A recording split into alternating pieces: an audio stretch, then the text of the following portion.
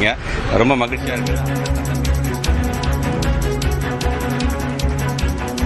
அண்மை செய்தியை பார்த்து வருகிறோம். கோடை விடுமுறை முடிந்து பள்ளிகளுக்கு மாணவர்கள் திரும்பியிருக்கும் நிலையில் கொரோனா பரவல் குறித்த அச்சம் தேவையில்லை என பெற்றோருக்கு அமைச்சர் அன்பில் மகேஷ் வலியுறுத்தி இருக்கிறார்.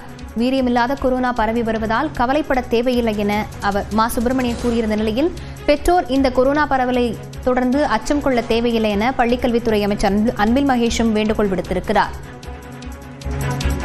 பள்ளிகள் கோடை விடுமுறைக்கு பிறகு திறக்கப்பட்டிருக்கு. பள்ளிகள் தலைமை ஆசிரியர்களுக்கு என்ன அறிவுறுத்தல்கள் வழங்கியிருக்கீங்க, அதே போல மாணவர்களுக்கு நீங்கள் சொல்லக்கூடிய வாழ்த்து செய்தி? தலைமை ஆசிரியர்கள் இந்த ஆண்டு கடந்த கல்வியாண்டில் தேர்ச்சி விகிதத்தை நல்லா நீங்கள் உயர்த்தி கொடுத்துருக்கீங்க, நல்லா ரிசல்ட் கொடுத்துருக்கீங்க. ரொம்ப மகிழ்ச்சியாக இருக்குது. அந்த தன்னம்பிக்கையோடு எப்படி நீங்கள் வந்து பள்ளிக்கூடத்துக்கு வரீங்களோ அதே போன்ற அந்த தன்னம்பிக்கை நம்முடைய பிள்ளைகளும் நம்முடைய மாணவ செல்வங்களும் பெறுகின்ற விதத்தில் தொடர்ந்து இந்த ஆண்டும் உங்களுடைய சேவை கண்டிப்பாக இருக்க வேண்டும் என்கிற அந்த வேண்டுகோள். பிள்ளைகளை பொறுத்த வரைக்கும் நல்லா படிங்க. தமிழ்நாடு முதலமைச்சர் பல்வேறு திட்டத்தை நமக்காக தான் கொண்டு வராங்க.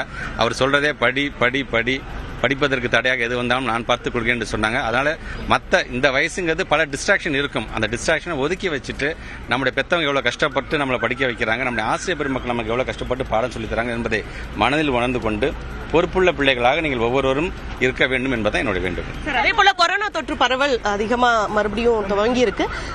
ஏதாவது அறிவுறுத்தல்கள் பள்ளிகளுக்கு வழங்கப்பட்டிருக்கா, இல்ல எப்போ போலான இயல்பு இதுதான்? நம்ம பொதுவாக ஒரு கிளைமேட் சேஞ்சஸாக இருந்தாலும் சரி, அல்லது இந்த மாதிரியான ஒரு டிசாஸ்டராக இருந்தாலும் சரி, இந்த கொரோனா தொற்று பேண்டமிக்காக இருந்தாலும் சரி, நம்முடைய முதலமைச்சர் அலுவலகத்தில் இருந்தால் பொதுவாக எல்லா துறைக்குமே அது போகும். பப்ளிக்காக இருந்தாலும் சரி, எங்கள் துறையாக இருந்தாலும் அது அவங்கள்ட்ட அந்த இன்ஃபர்மேஷன் வரும்.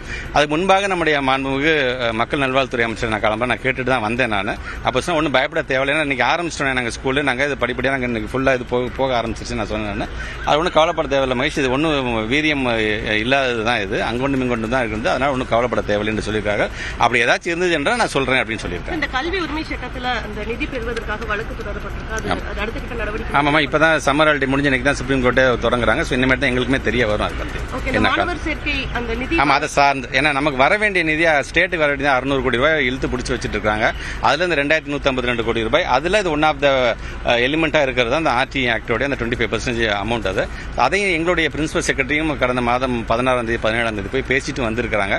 இன்னும் இது வரைக்கும் அவங்க அந்த பிடிவாதத்திலே இருக்கிறாங்க. ஏன் கையெழுத்து போட்டால் தான் என்னங்கிற பிடிவாதத்தில் தான் இருக்கிறாங்களே தவிர மாணவர்களுடைய நலன் சார்ந்து அவங்க சிந்திக்கவில்லைங்கிற வருத்தம் தான் எங்களுக்கு இருக்கின்றது.